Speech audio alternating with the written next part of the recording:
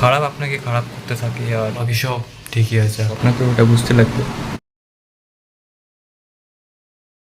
I am making videos after 2 years or 1 year, so I lose my all confidence, and today I don't speak Hindi, I speak today Bengali, so I decided to make a video in Bengali. Please try what's happening.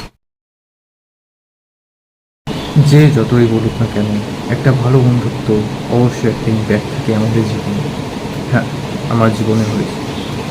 আমি একটা যখন ভালো বন্ধু পেয়েছি, তখন সে আমাকে অনেক কিছু শিখিয়েছে। যেমন পড়াশোনাটা, যেরকম আমি আগে 1 ঘন্টা করে পড়তাম, তাকেও বললাম যে আমি 1 ঘন্টা করেই পড়ি, কিন্তু সে আমাকে বলল 1 ঘন্টা পড়ে খেতে হবে, তোকে অ্যাটলিস্ট তো 4-5 ঘন্টা পড়তেই হবে। সেখানে যদি একটা খারাপ বন্ধু থাকতো, সেখানে বলতো বাহ 1 ঘন্টা পড়িস, আমি তো আধা ঘন্টাও পড়ি না, আর সে নিজেও বরবাদ হতো, আপনাকেও বরবাদ করতো।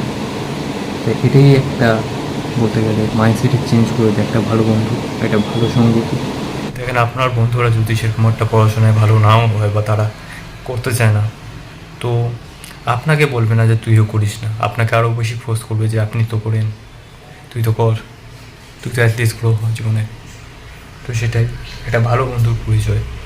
আর একটা ডিসঅ্যাডভান্টেজ হলো যে একটা ভালো বন্ধু হয়তো আপনার সাথে অত বেশি হই হুল্লোড় করবে না বা অত ঘুরতে যাবে না, কারণ তারা বেশিরভাগ টাইমে বিজি থাকতে পারে নিজের কাজকর্ম নিয়ে, তো সবসময় আপনার সাথে ঘুরতে নাও যেতে পারে। তো আপনাকে ওটা বুঝতে লাগবে।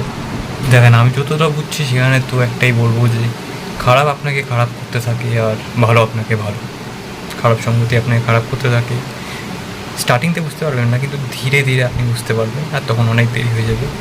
আর ভালো সঙ্গতি আপনাকে অবশ্যই ভালো করে, স্টার্টিংতে না হলেও ধীরে ধীরে করে। তো আপনাকে আপনার ফ্রেন্ড সার্কেল খুব ভালো করে চুজ করা উচিত। ঠিক আছে, বাই বাই।